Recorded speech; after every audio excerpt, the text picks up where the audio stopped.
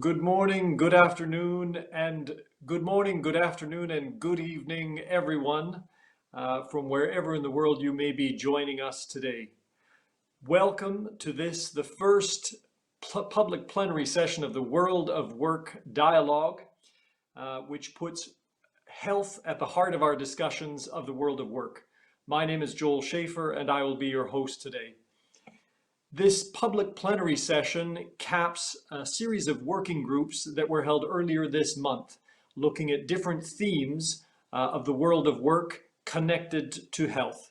And in a few moments, you will hear from representatives of each of those working groups. The task was to identify the major or top challenges to health and protecting health experienced during this incredible year of 2020, but also to look ahead and come up with recommendations for what could make the biggest positive difference in protecting and promoting health as we look ahead to 2021. We're very, very glad that you are able to join us today. We have an excellent lineup of speakers presenting from the working groups, and in a very simple format, after each summary from our working group representative, we will have a response from another member of our extended network.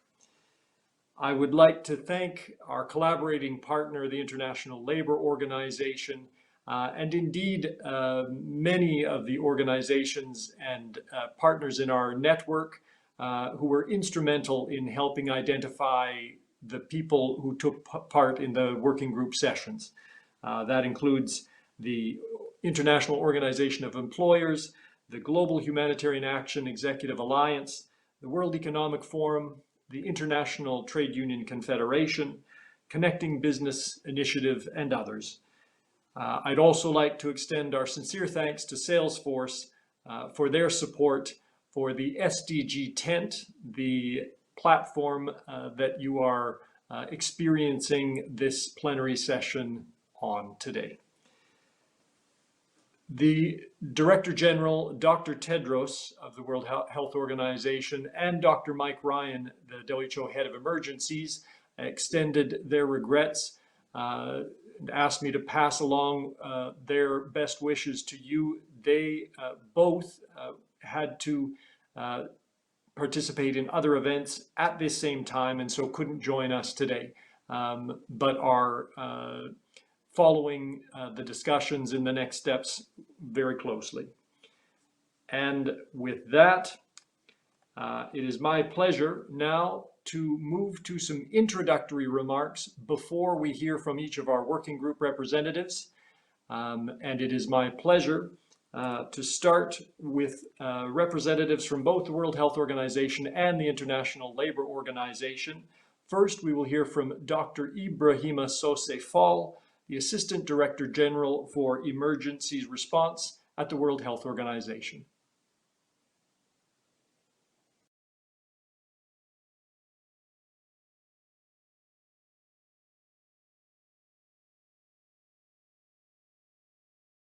Good morning, good afternoon, good evening. The COVID-19 pandemic has had a significant impact on the world of work.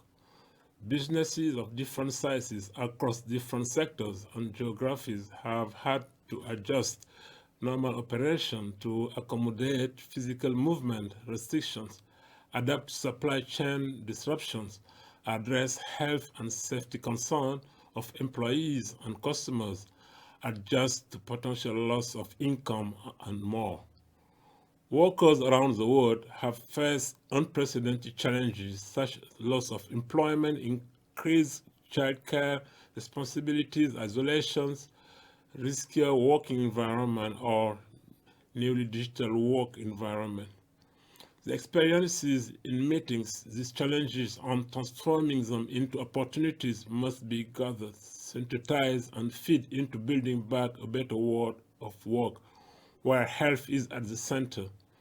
This is the objective of this dialogue.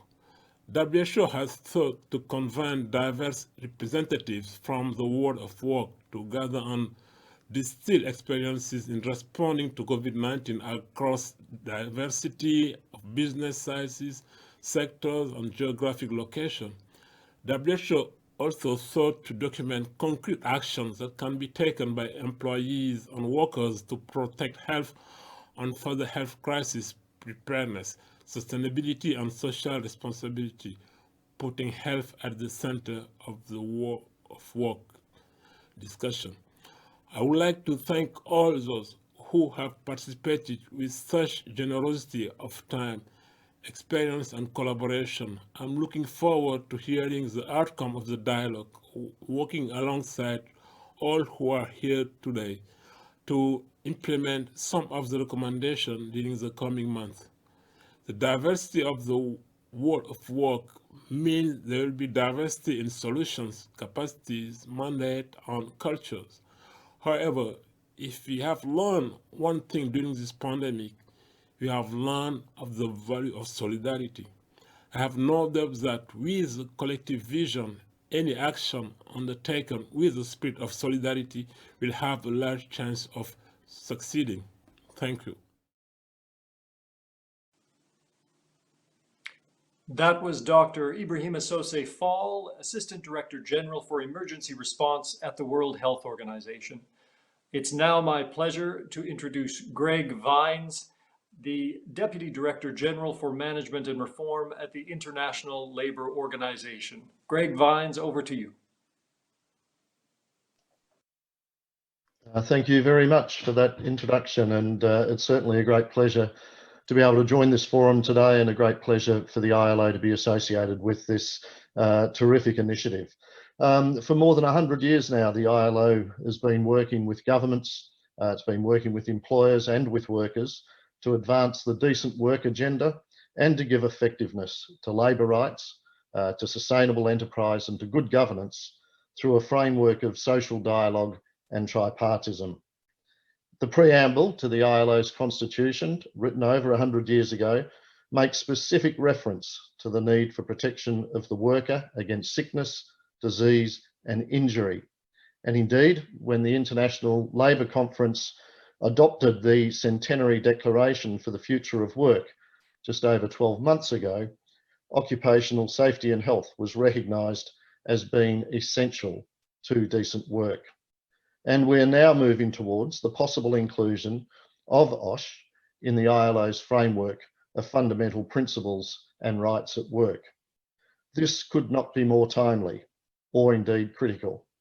We need to ensure that occupational safety and health is a right available to all workers, formal and informal, and regardless of their physical work environment, and as a protection against both physical and mental health, injury and disease.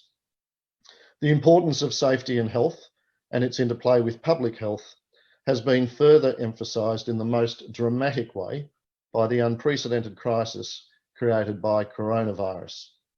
Already we have seen that frontline healthcare workers alone represent some 14% of all COVID cases globally. Occupational safety and health is recognised as one of the social determinants of health, together with other important labour factors such as employment, income, and hours of work. It is also well known and evidenced that work-related exposure to risk factors is a major cause of disease, injury, and death. Estimates show that over 2 million people die every year from work-related diseases, yet it needs to be emphasised that these deaths are preventable. The work of the ILO and the WHO is inextricably linked through the interaction of occupational safety and health and public health. Alongside the recognised importance of health services, we have seen the extreme relevance of prevention and mitigation of exposure to hazards in all sorts of workplaces throughout the COVID-19 pandemic. We have also seen that control of this disease is not possible without addressing what happens in workplace settings. The ILO has been working in very close collaboration with WHO for the protection and promotion of workers' health through a number of frameworks and initiatives, such as the WHO's Global Plan on Action on Workers' Health, through the WHO, ILO, Global Framework for National Occupational Health Programs for health workers, and many more programs. This cooperation is of extreme importance in any context, and in particular, when facing a global health crisis like the one hitting the world now. In addition to the importance of sharing our diverse but complementary expertise, it is important to convey consistent and accurate messages to our constituencies. Workplaces can serve as a critical information hub in times of crisis. Given the size of the labour force in the population, we can easily imagine just how many people can be reached out in a work setting. Just in Europe, there are 216 million workers out of some 446 million total population. And we cannot forget the spillover effect of information provided to workers as they share it with their families and their communities and their social circles. In getting the consistent and accurate messages across, we must work closely with ILO constituents in the world of work, including governments, employers, and workers' organisations, which all in turn have their own information networks to disseminate health and safety information. The COVID-19 crisis has reminded us of the need to ensure decent work, sustainable and resilient businesses. We all know that this cannot be realised without a healthy workforce and safe workplaces. We need to strengthen mechanisms for tripartite dialogue and collaboration, and to build work environments that support mental health and personal well-being. The ILO brings to this challenge a comprehensive normative framework that establishes a clear system of rights and responsibilities, particularly through the Occupational Safety and Health Convention and the Promotional Safety and Health Convention. These standards define national and workplace references for continuous improvement of occupational safety and health through a preventative approach that applies equally to COVID-19 as to any other occupational hazard.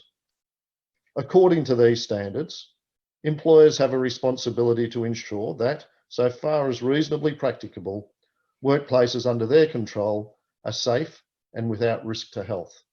As such, they're custodians and protectors of workers' health. And in turn, workers are responsible for contributing to and following established safety and health procedures. It is this combined action of employers and workers acting on their different and joint responsibilities and engaging in consultation that the long-standing goal of zero accidents and disease in workplaces may be achieved, even when facing a global crisis, preparing for recovery and creating resilience to face future challenges. Workplaces will always be important settings, not only in terms of being vital clusters for prevention of transmission of communicable diseases, but also given the interplay between work, family and social life and the costs of poor working conditions and their effect on workers' health, both mental and physical. For all of these reasons, the ILO warmly welcomes this World of Work dialogue, and we stand ready to further work with the WHO and with our other UN partners by offering our expertise on occupational safety and health, and by bringing to the dialogue the voice of our tripartite constituents. Thank you all very much for this opportunity, and I wish you all the best for this dialogue. Thank you very much, Greg Vines, Deputy Director General for Management and Reform at the International Labour Organization. And a warm welcome to those of you who may just be joining this special plenary session of the World of Work Dialogue, focusing on health.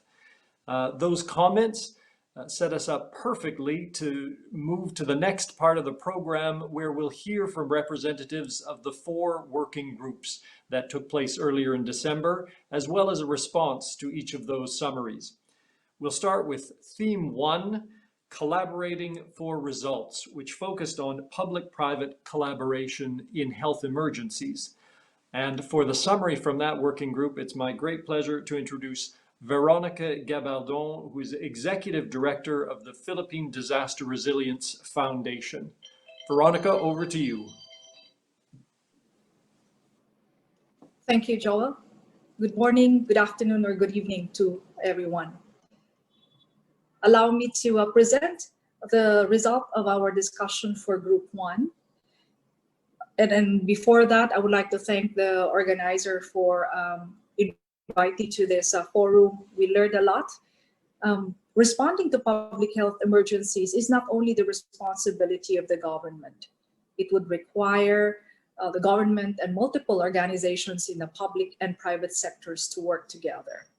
Therefore, there has to be a concerted and collaborative efforts to manage the emergency situation. In our group's discussion on this topic, it is very good to hear of the different best practices from different countries, and at the same time, share the challenges in establishing the mechanism for the public and private to work together. This pandemic clearly the need for such, and our group's discussion can be summarized in the following recommendations. Build a platform for coordination or link existing ones. While the government already has well-established structure from national to local government units, the private sector has diverse affiliations and sectoral organizations. It is important to build a platform for coordination or link existing ones. At the UN level, a platform called Connecting Business Initiative, or CBI, is an example of a multiple country advocating for the role of the private sector in emergencies. Why is this important? If we have a concerted or coordinated platform for the private sector, it's easier to mobilize resources as well as expertise that are present in the private sector. It will also enable global coordination to be mirrored at the national level and even at the local level. Second, build and maintain trusted partnerships outside of crisis for quick activation during crisis. Such partnership and collaboration must be built and maintained before the crisis so that when an event occurs, it is easier to activate the partnership. And since it is the lead, or the government as the lead in this kind of, in responding to emergencies, it is incumbent upon them to convene the private sector as a key partner in emergency response planning. So at the onset and during peacetime, it is important the private sector already has an established mechanism to work with the government in responding to emergencies. And another recommendation is that of establishing good governance mechanisms for public-private partnerships to promote equity and public interests. It is also important to emphasize that in such partnership, the aim is for the common good. Common good would mean that the economy will still continue to move, and that the government's response efforts are carried out in all levels of the society. And lastly, leverage cross-sector synergies and opportunities for greater impact. And this is not limited across industries. It has to be across all levels. And just to emphasize on this one, it is important that the multinationals help in partnering with the government and responding to crisis, because the public would actually include include their small and medium enterprises, which will compose their supply chain, their customer base, and also their value chain. So in that aspect, all of these are all encapsulated in the community, and therefore a public-private collaboration with the aim of helping the common or establishing or focusing on the common good is important. So I hope that we were able to encapsulate the discussion on these 5 points during for the theme 1, and are able to articulate how important establishing the public-private collaboration in health emergencies. Thank you. Veronica Gabaldon from the Philippine Disaster Resilience Foundation, thank you very much for that summary of Working Group 1, Collaborating for Results. It is now my pleasure to hear on the response from Arnaud Bernert, the Head of Global Health and Healthcare at the World Economic Forum. Arnaud, over to you. Thank you. Thank you very much, Joel. True pleasure to support the World of Work initiative from the World Economic Forum. And Veronica, your recommendations, the recommendation from your working group actually resonate quite a lot, considering the role of the World Economic Forum, that is to improve the state of the world in public-private partnership. And to the first point about building a platform for coordination or linking the existing ones, I think one concrete offer the forum could make is to continue use the COVID action platform that we launched in the month of March of this year, together with Dr. Tedros, in support of WHO effort. And that platform has connected more than 1,200 organizations over the past 10 months, and consequently has managed to federate those organizations in the innovation and advancement of 40 plus response initiatives. So if WHO will find that platform helpful, which we hope you do, be sure it will remain available for you to use. Then there is the topic of maintaining or innovating new partnerships outside of the period of crisis. As there as well, very important to the forum, as you know, we innovated in partnership with WHO in the year of 2016, the Coalition for Epidemics Preparedness Innovation, which we launched in 2017 in Davos. This is one of those partnerships that has proven extremely helpful in support of COVAX. There are more partnerships that can be organized, and I would like to mention two that we have reactivated at the very beginning of the crisis. The Pandemic Supply Chain Network is one of them, and the Logistics Emergency Team is another one we reactivated very, very early in response to the crisis. For you to consider as well, the fact that we have organized industry action groups for 17 platforms, 17 industries that have been gathering more than 350 CEOs in 100 plus meetings. Those industry action groups can also be leveraged in support of your efforts. And when it comes to enabling policymakers to connect with private sector, we have the same type of a construct with regional action groups that have been engaging close to 700 constituents. And in many of those exchanges, the regional offices of WHO were involved. On point number 4, about the good governance mechanisms, I would like to mention that this is precisely why the forum is so engaged in the support of COVAX and ACTE, including in the facilitation council for this only mechanism that will provide for equitable access to COVID vaccines, diagnostics, and therapeutics.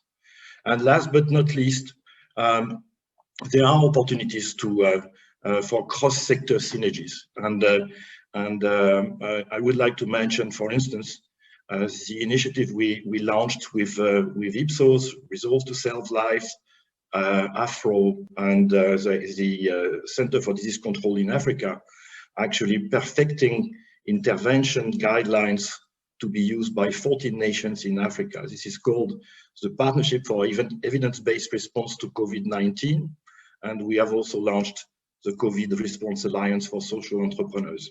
So in short, and to conclude, we are fully supportive of the 5 recommendations you make, but additionally, we would like to also offer our assets and capabilities for the World of Work team and streams of work to use fully. Thank you very much. Thank you, Arnaud Bernert, Head of Global Health and Healthcare at the World Economic Forum. and that was in response to the summary of the first working group collaborating for results. We move on to the second working group on the theme of communicating in crisis, information sharing and leadership during health emergencies.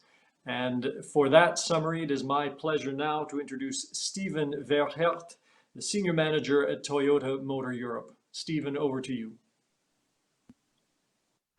Okay, thank you, Joel, for the opportunity here today to report out on the recommendations that the working group on theme 2, communication in crisis, would like to make. Yeah. I think there was a general consensus in our group that employers have a big responsibility to ensure that there is proper communication done to the workers, because many workers look at their employer as a credible source of information during such a health crisis. We finally concluded to make 4 recommendations. The first recommendation is to basically invest strongly in communication capacities. It's important that we basically provide platforms for timely sharing of accurate information and communication resources. As basically there is a lot of information out there, and very often the information may be conflicting or basically be unclear.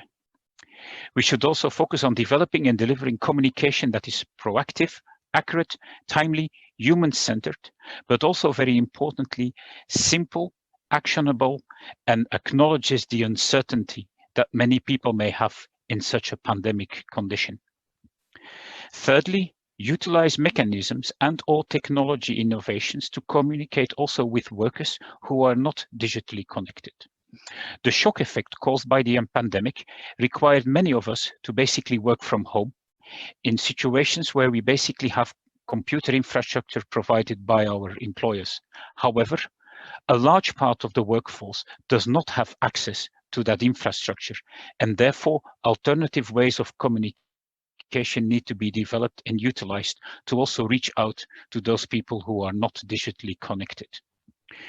Secondly, we want to empower trusted internal communicators. We should basically use the existing trusted communicators to deliver relevant safety and health messaging. For example, line managers, employer organizations, worker representatives, and occupational safety and health focal points. We should shift communication from monologue to dialogue and listen and respond to the needs and the concerns, which may have completely changed to from before the pandemic hit our society. We should also address misinformation and rumors proactively. Unfortunately, through social media, many information that is basically available out there is uncontrolled, unchecked, or maybe even too difficult for many people to understand. We can play a central role to ensure that this misinformation is addressed properly and rumors can be suppressed proactively and quickly. The third recommendation is to develop occupational health and safety guidance for digital and remote work. For many of us, digital or remote working, teleworking, work from home, represents a completely different style of working to before. And we have realized that basically we need to define a clear digital etiquette and develop guidance that also includes mental health, self-care, at-home worker needs, and access to enabling technology. And finally, the fourth recommendation is to adapt to changing communication needs by connecting biomedical science also to social and behavioral science information. Thank you very much, Joel, and I would like to pass the word back to you. Thank you very much, Steven Verhert of Toyota Motor Europe, for that summary of Working Group 2 on the theme of communicating in crisis. And it's now my great pleasure to turn to our response on this theme to Roberto Suarez Santos, the Secretary General of the International Organization of Employers. Secretary General, over to you. Well, thank you very much. Thank you very much to the WHO for this opportunity, but not just for the opportunity to present and give my intervention, also for involving the IOE in this initiative. I think that what we have been witnessed during these days is a degree of interaction, a degree of engagement, and a potential degree of deliverables, which is really critical and can make a huge difference. So thank you for that. I think that the feedback that we have had is that the event has been very well organized, apart from being pertinent, and as I said, is really action-oriented. So I want to convey the congratulations words. We share most of the recommendations that have been sent out as a result of the working groups, but most importantly, we want to follow them. We want to deliver on them. And the methodology that you have been using is that presenting us also potential recommendations and having this kind of final interaction also will help us also to push further the agenda. I just want to remind how disruptive this pandemic has been. You know, IOE is very well known. This year we made our 100th anniversary very well known in the ILO world. And before the centenary declaration, we were using very much the word disrupted in many senses because of the technology, because of the demographic trends, the mega trends. But we never imagined that the real accelerator of this change was going to be a health crisis, a pandemic. I want to say that we need to be very much aware of how this disruption is profoundly changing the way we work. Not in all sectors, of course. We have more than 60% as an average of the occupied population in the informal sector, not even for all kind of activities, but that's already channeling a trend, an important trend. The concept of working time, the concept of working place, such essential concepts for a health and safety perspective are deeply transforming in many activities. And that's why the health and safety angle is becoming much more important than ever. And I think Gerd Vines made a reference to the discussion that we'll have in the ILO on this matter. Let me also refer to the fact that for us, the important element is not just to bring individual business voices with us. We were reflecting on ourselves during precisely this year, during our centenary, is also bringing the capacity to influence and reshape policies. I mean, for us, it's not just representing more than 50 million companies. What matters is that many of these companies, big, but also medium and small companies, come to us with a degree of trust that make us move many of the agenda at national level. Our organizations are consulted in a daily manner by governments during precisely this crisis, because the level of trust that many employees have in employers is a critical channel of change from a preventive angle.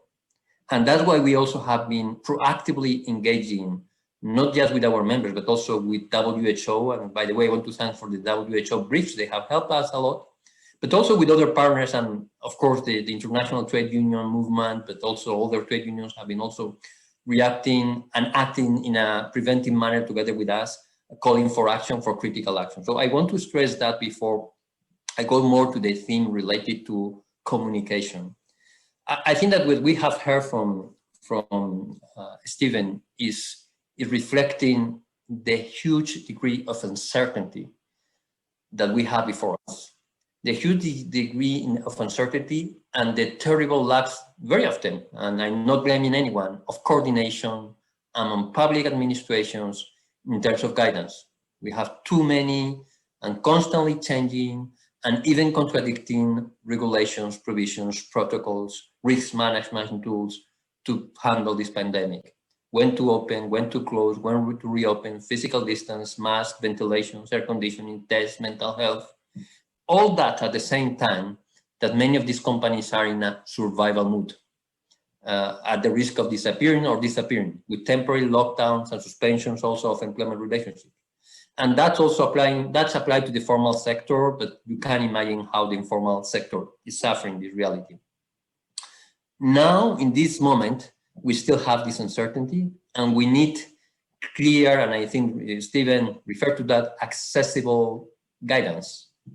Clear guidance, but which is also accessible to many small and medium companies, but also to the employees. And this communication push is going to be more important than even before, not just for vaccination purpose, but for other purposes. We need that as oxygen. If again, we want to insist in a message, if we want to recover quickly, health and safety guidance is going to make the difference. Employers are one of the most trusted sources of information, and many statistics are saying that. But in order to provide information that is needed, the collaboration with the public sector and with international organizations is much more important than ever. We need to work much better on efficient partnerships. And you referred, Stephen, to a word that I think is important: trust. Trustful relationship which help us also to move the agenda in terms of communicating clearly. I cannot agree more on the importance of being proactive internally when you want to communicate to the employees. I mean, if you just wait for the information or guidance provided by public authorities, you are not being efficient from a human resources perspective, from a health and safety perspective. You need to anticipate that. You need to be timely. You need to be human-centered, as you said in your recommendations, but also simple. We also agree that we need to think about those who are not digitally connected. I mean, more than 40%, 45, 49% of the world population do not have access to internet. We sometimes overemphasize the digital world, the digital reality, but that's also reality. And if even within developed economies, the amount of population, the percentage of population with digital illiteracy is very striking. In order precisely to overcome that, we need to make, as employers, but also as community, a much bigger effort to strengthen the angle of accessible information, accessible communication. Trust is critical. Trust communicators are critical. Again, employers' organizations are playing a critical role also to provide trust channels. And I think the more we work with them, the better we'll see the results. And as you said, it's not just about unilaterally informing the employer organization. It's not about also the employer unilaterally informing and communicating to the employee. It's a dialogue. We need to listen. We need to see what are their concerns. We need to look at the feedback. Finally, I would like also to refer to the need also to avoid a kind of cliche with the remote work approach. At the end of the day, working remotely means many things. It means not just working from another place. It's also about how you are working, how, from a human resources perspective, you need to work. And it means that you need to have clear objectives. It means also to have much more autonomy, but also much more responsibility in terms of health and in terms of safety. This implies also a kind of build trust relationship also between the employer and the employee, because there, of course, there is a disconnection approach, and there is also an time availability approach would need to be tackled. I don't know in what manner, sometimes it's individually, but that's not minor. So from a human resources perspective, also, we need to bear in mind that at the end of the day, working remotely, which will remain in many instances. I mean, we are also estimating that in developed economies, for formal economies, it could go up to 20, 30% at the end of 2021, if we manage to overcome the pandemic. But for this work remote, you need also to apply on another mindset, which has to do with the other point that you raised, which is the social and behavioral approach, which is sometimes different with the approach that you have from a mere scientific perspective. Final message for all is we need to maintain and to build on trust relationships, trust partnerships, and we are more than willing to commit further with WHO and all the partners of this event. Thank you so much for listening to me. Roberto Suarez Santos, Secretary General of the International Organization of Employers, thank you very much for those insights and for highlighting the central importance of concepts such as trust and coordination collaboration, being clear in our communications, and also health and safety, and how crucial it is to, in fact, the much wider recovery as we look ahead, and the work that we have to do to get COVID-19 pandemic under control and to move beyond that. I'd just like to take a moment as well at this stage to explain a little bit about the working groups. We deliberately kept the working groups quite small, around 8 members, and the speakers you're hearing today present the summaries. We're just one individual member who represent the group. So we're deeply indebted to all of the members of each working group who took on the challenge with energy, with dedication, with full engagement, and were able, in the time allotted, to have a very full discussion, and we were able to hear from all members.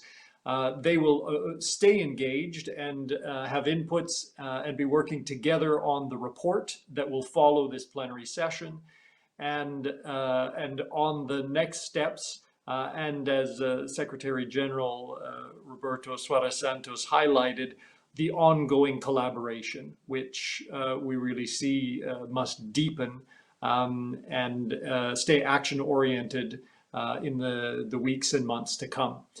We move on now to theme 3. For those who have just joined, you're very welcome to this special plenary session of the World of Work Dialogue. The theme for the third theme was Changing the Future Today, which focused on sustainability at the core of business and how to make a contribution to a healthy society, economy, and world. It's my pleasure now to introduce Sarah L. Hill, the Director of Sustainability for Becton Dickinson and Company. Sarah Hill, over to you. Hello, and thank you, Joel, and thank you to the World Health Organization for inviting me here today to talk on behalf of the group that really wanted to focus on how we can shape the future through what we are learning right now going through this pandemic. I think everyone can agree that people are the most important asset of any organization. And it's been clear that the pandemic has really impacted workers' mental health greatly. And so within business, we really need to think about the importance of creating and cultivating an environment and providing resources that supports workers' mental health. And these resources really need to be on a par with what is currently expected or provided for workers' physical health as well. We also need to think about creating good jobs.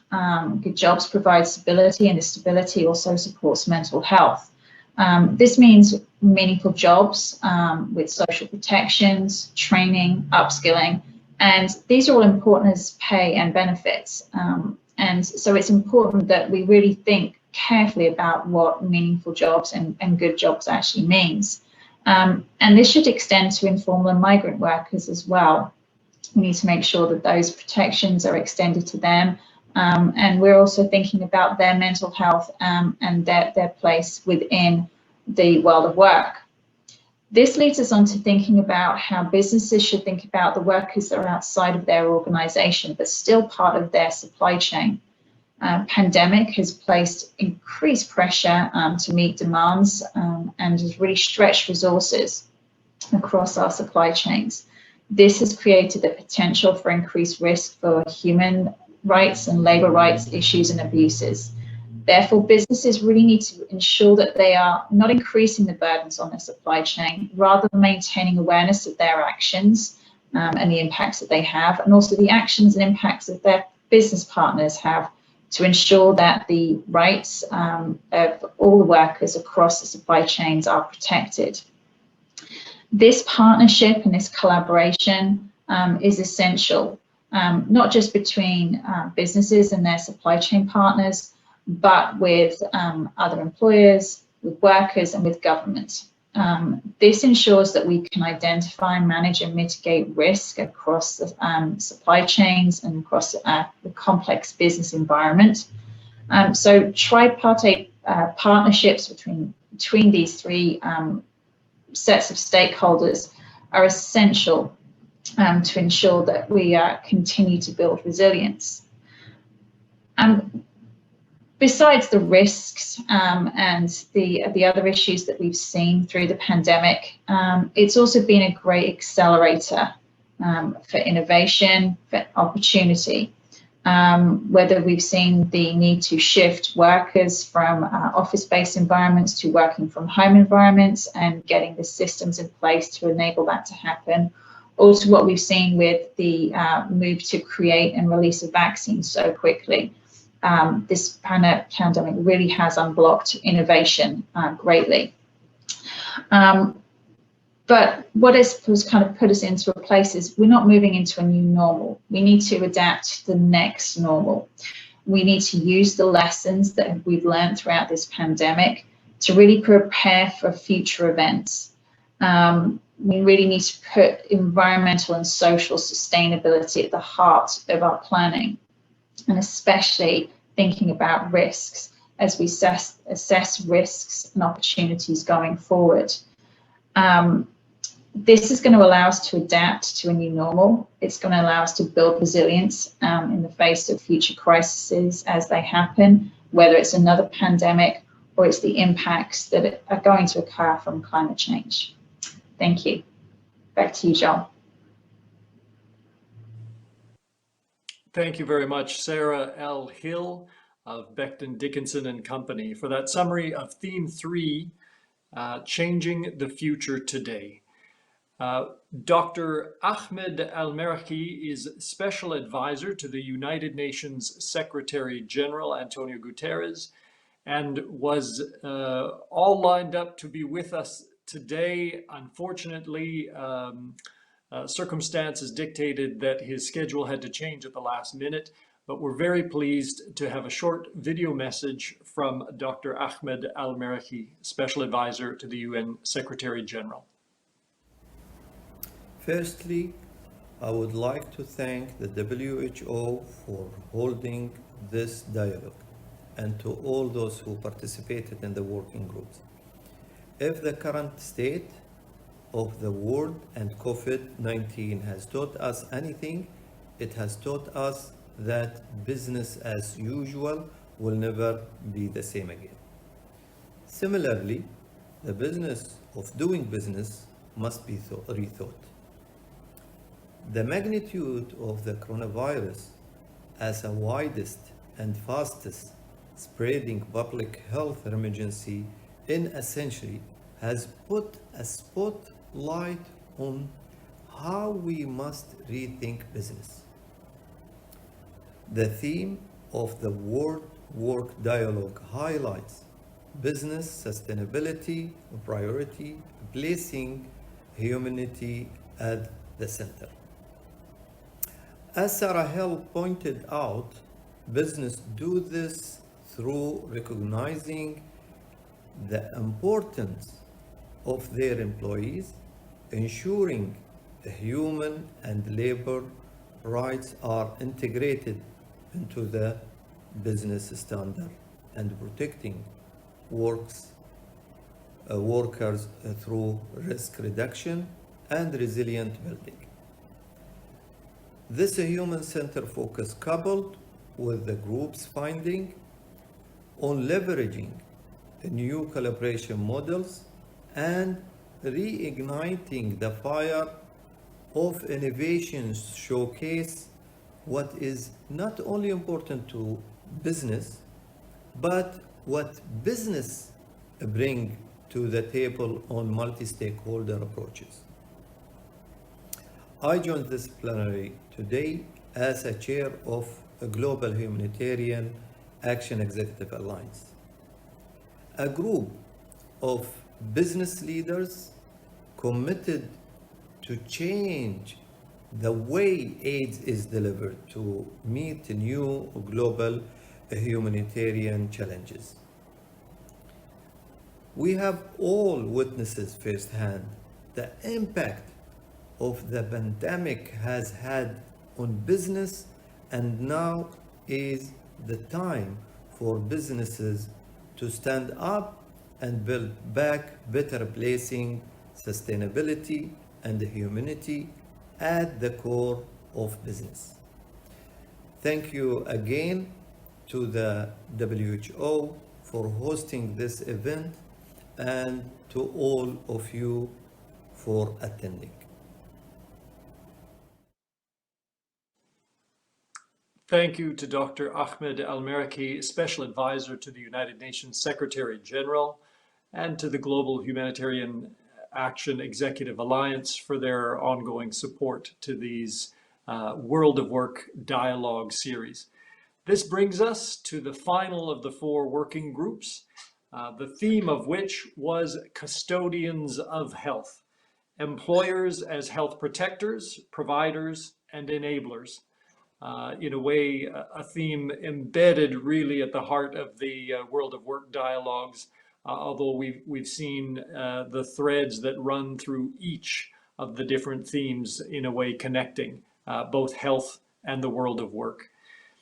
It's my pleasure now to introduce Luigia Ingiani, Commissioner in the Employment Standards Office at the Qatar Financial Center. Luigia, welcome. Thank you, Joel, and thank you to WHO for organizing such an important dialogue. Many thanks also to my esteemed, valuable colleagues from Team 4 Working Group, who through their extensive experience and different background have contributed immensely in making our discussion a very productive one. Thank you all.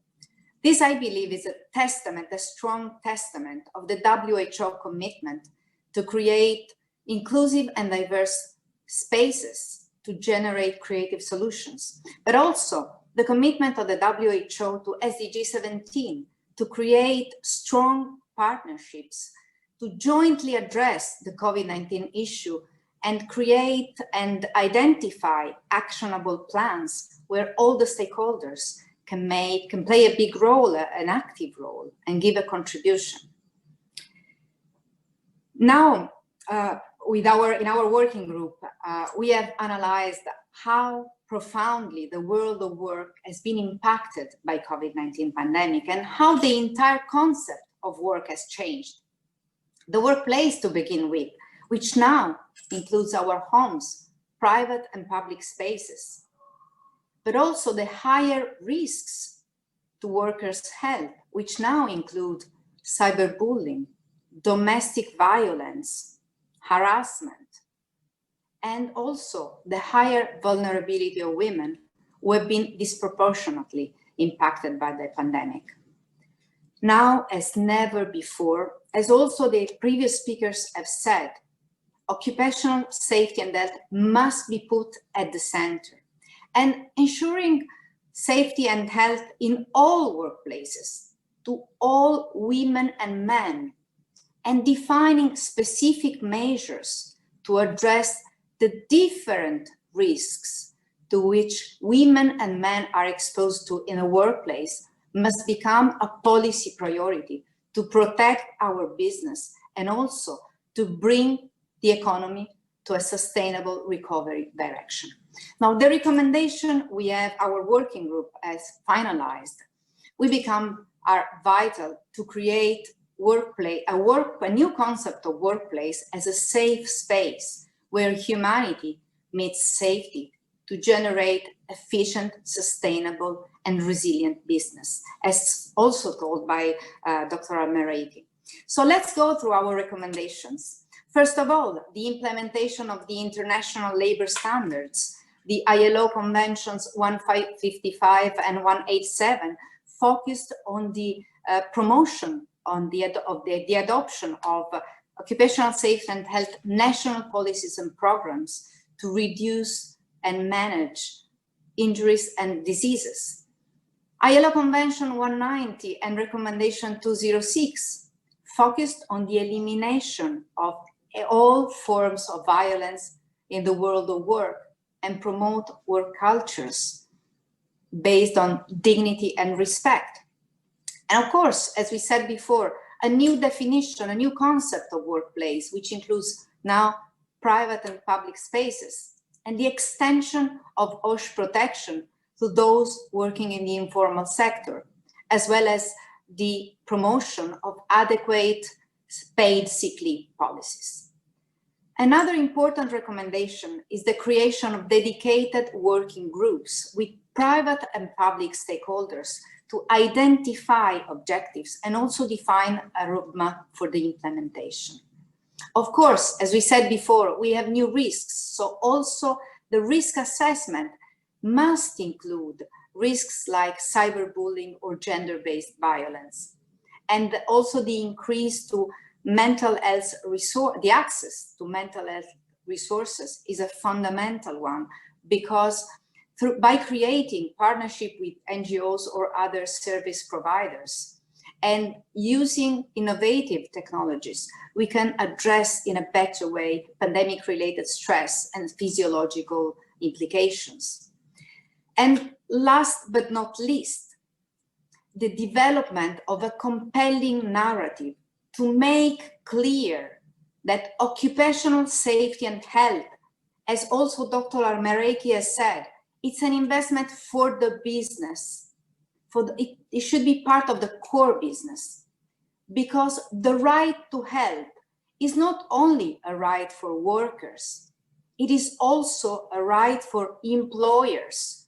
The right to benefit to productive workers who can perform at their very best only if they are healthy. Healthy workers mean healthy, sustainable, resilient, and socially responsible business.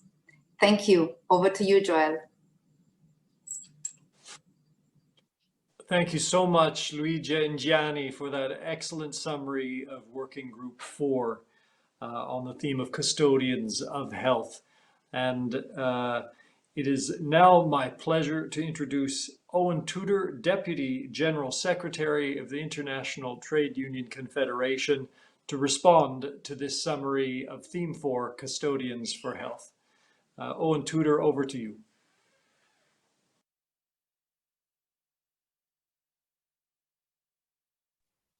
Many thanks to everyone at the WHO and all the participants in the groups, including those I was pleased to nominate from global trade unions, for assembling so quickly and doing such high quality work.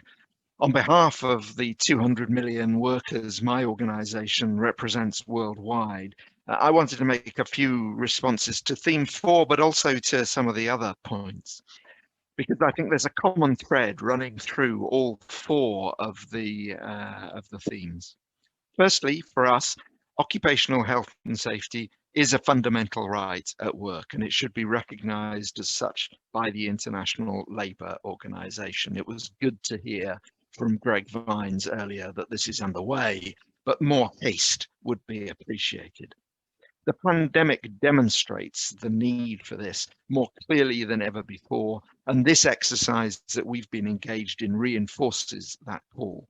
Occupational health and safety approaches to the pandemic would be good not only for people at work, but also the wider community, as the workplace is one of the key areas for transmission for working age adults.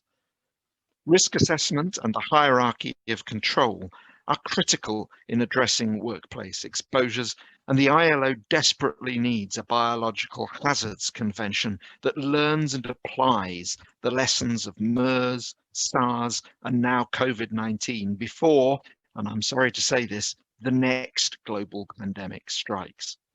One of those lessons is that behavior-based safety measures that simply blame the worker for the disease are at best inadequate and at worst actively harmful. Second, we as trade unionists operate on the basis of nothing about us without us. Studies have shown that meaningful consultation with workers and their representatives improves health and safety at the workplace, including, for example, in nursing homes for the clients and the community. So the virtues of worker consultation and union involvement should run through everything we do on world of work issues, and particularly theme 2 that we've been discussing today. And third, we believe that the importance of public provision cannot be overstressed. Private partnerships with public authorities and services, as set out in theme 1, are indeed devoutly to be wished for, and the role of employers in following conventions and rules such as those set out in theme 4 and applying them to their workplaces through consultation with workers is absolutely vital.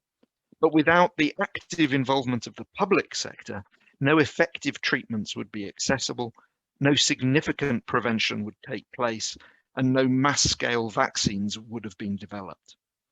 The role of governments is essential in providing adequate paid sick leave and social protection, as set out in Theme 4's report, both for those with the virus and those isolating in response to it, and for informal and migrant workers. We also need job support for businesses and workers, whether in the formal or informal economy, and in the future, the measures that are needed for recovery and resilience. Group 4 in particular stressed the value of the ILO and especially compliance with the ILO's occupational health and safety conventions. I would draw attention not only to the points made in the slide you've got, but also the ILO's 4 guiding principles set out early in the pandemic response and referenced by Greg Vines earlier. Stimulating the economy and employment, supporting enterprises, jobs and incomes, protecting workers in the workplace, and relying on social dialogue for solutions. These encompass the fundamental role of occupational health and safety, the need for consultation, and the leading role of public services, not least for economic interventions. And I can only endorse in concluding the other conclusions of Group 4 on the hazards that have been thrown into sharp relief by the pandemic, especially gender-based violence, and the fact that working together is the only way we will overcome the pandemic. Thank you. Thank you very much, Owen Tudor, Deputy General Secretary at the International Trade Union Confederation. And as you mentioned, some distinct differences in focus here and there between recommendations, but at the same time, threads that run through all of the working groups.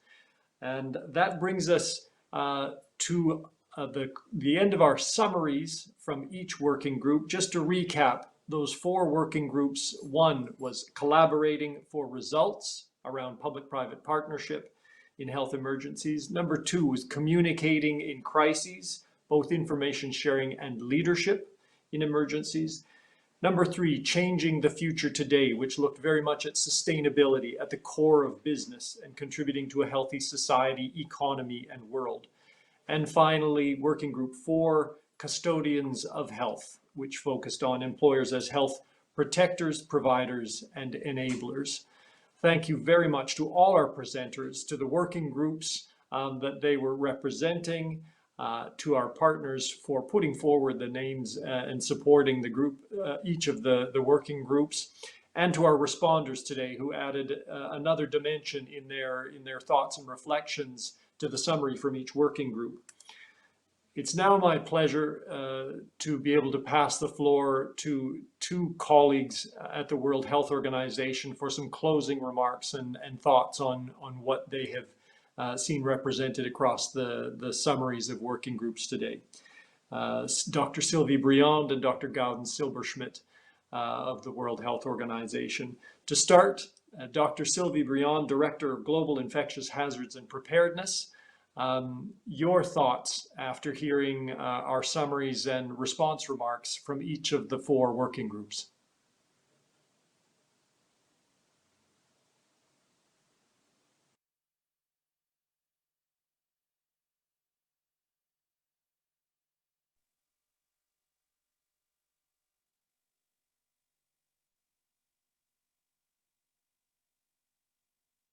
Not, yeah, sorry, Jill.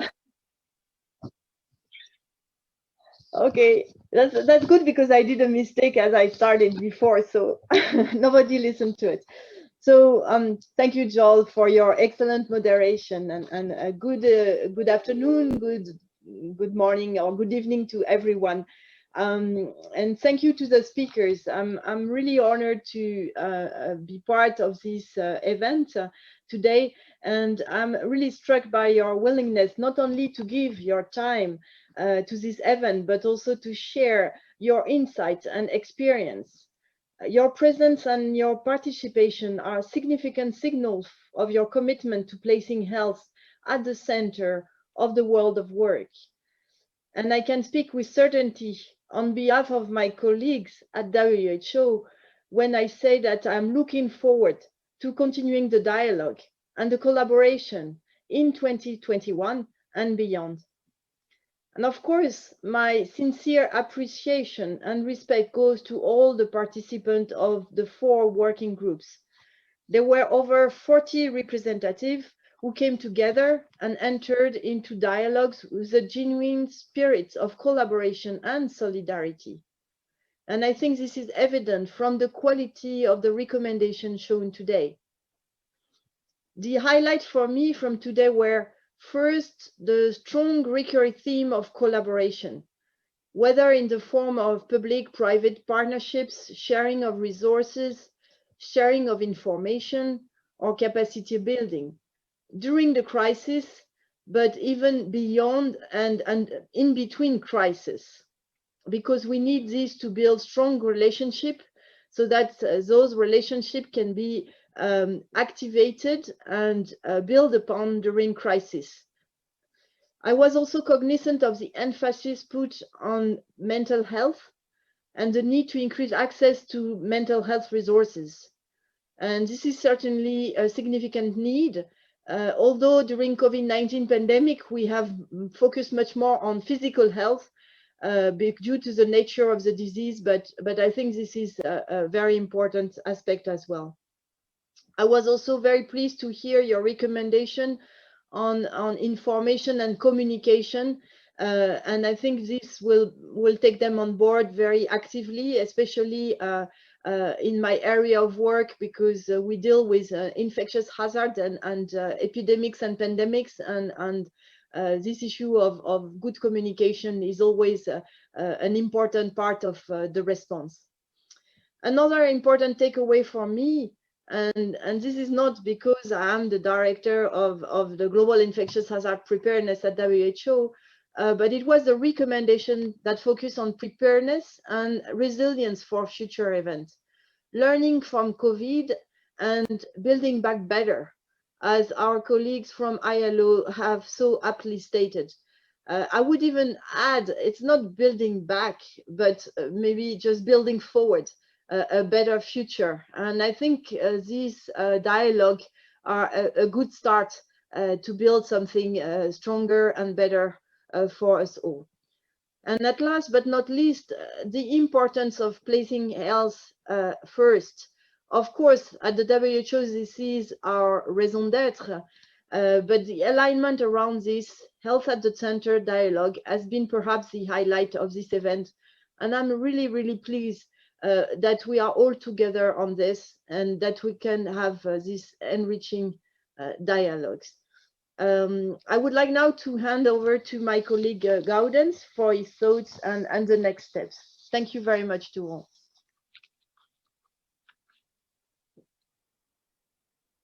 My great pleasure to introduce Dr. Gaudens Silberschmidt, who is the Director of Health and Multilateral Partnerships at the World Health Organization.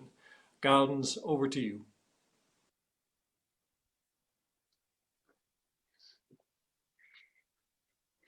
You are muted. You, Gaudens, if you can just unmute, please. Sorry, can you hear me? Oh, I had a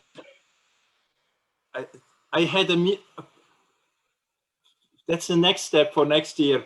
I was shown as unmuted, but there is another way of getting muted in the system. And thanks a lot, Sylvie. And this was a true joint venture between Sylvie's department and my department. And a big thank to Sarah Hess and team and to Joel for making that happen. And also a big thank to all the working group participants. And we appreciate the time and energy you have been dedicating as part of those dialogues. This is really part of WHO's growing engagement with private sector, but also with civil society, with parliament, with academia, with philanthropy, or as we launched last night, a youth movement with youth of that world. WHO wants to use its convening power, and we want to use it in a complementary manner, so not competing but complementing to what business associations are already doing in convening groups, but really to carve out where we can bring out our added value.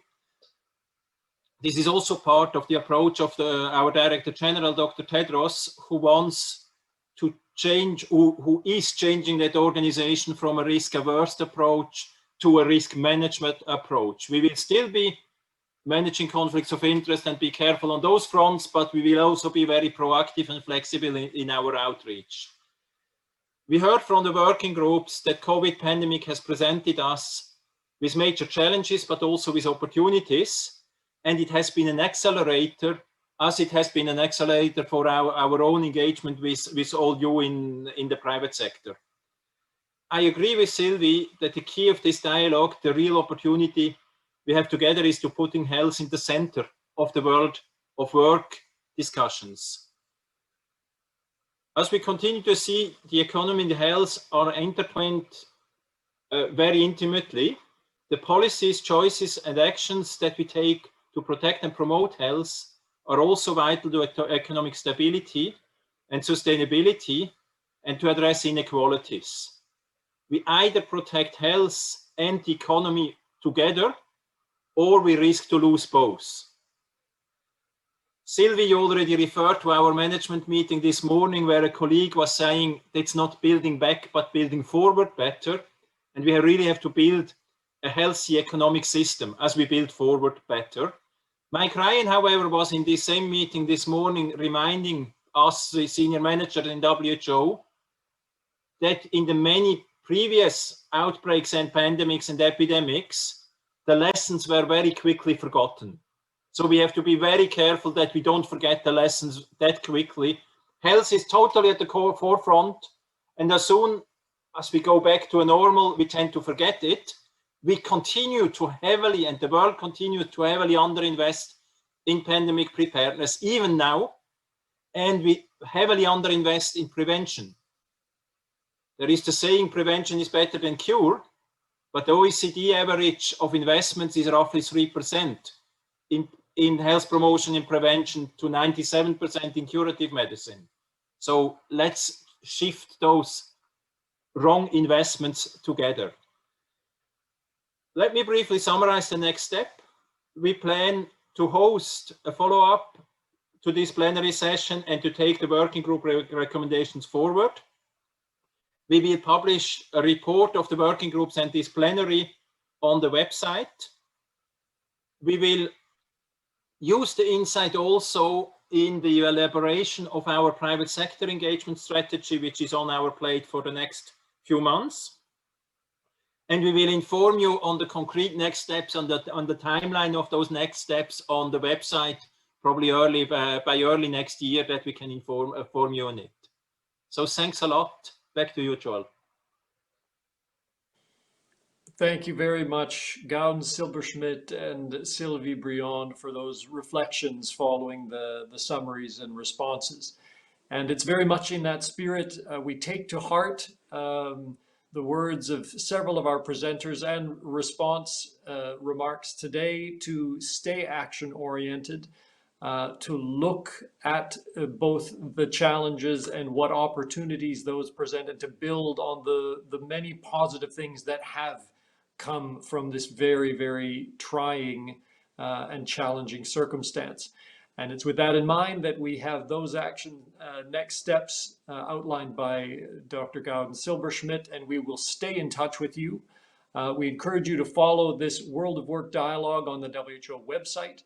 Follow us on our social media channels. We will stay very much proactively informing you of the next steps. And to all our working group members, again, thank you very much for your engagement, your dedication, for your frankness and insights shared through the working groups.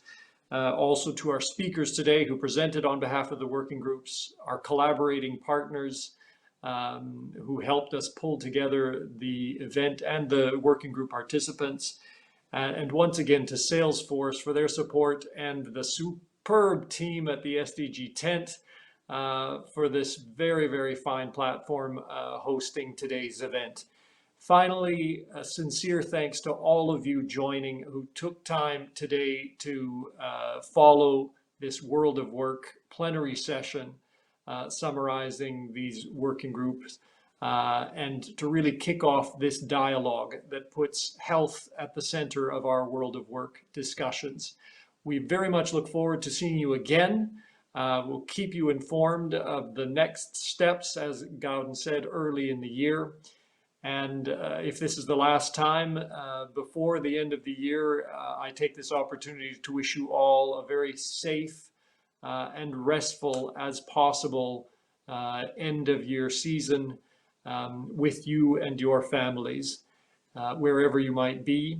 And this has given us very much to think about in the world of work and creating the workplaces that put health and safety at the core for the future, for the benefit of all. My name is Joel Schaefer. It's been my great pleasure to be able to host this dialogue this afternoon, and we wish you all the very best. Thank you for joining this World of Work plenary session.